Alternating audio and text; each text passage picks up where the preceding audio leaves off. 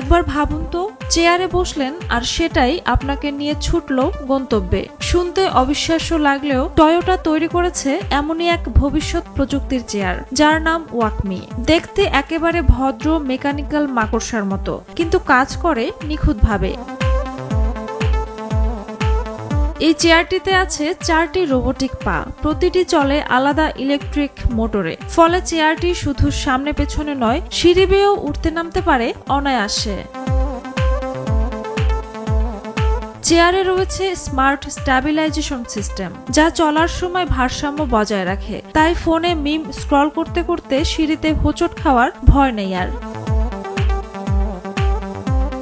যদিও শারীরিকভাবে দুর্বল বা চলাচলে অসুবিধা আছে এমন মানুষদের সাহায্যের কথা ভেবেই এই প্রযুক্তি তৈরি করা হয়েছে, কিন্তু অলস মানুষ আর গেমারদের কাছে এটি হয়ে উঠেছে একেবারে স্বপ্নের সিংহাসন। ফ্রিজ থেকে স্ন্যাক্স আনার জন্য আর চেয়ার ছাড়তে হবে না। দেখতে হতে পারে মজার সব দৃশ্য। রোবোটিক চেয়ারের ট্রাফিক জ্যাম। টয়োটা যেন দেখিয়ে দিল ভবিষ্যতের দিকটা, যেখানে লিফট বা এসকেলেটরও পুরনো মনে হবে।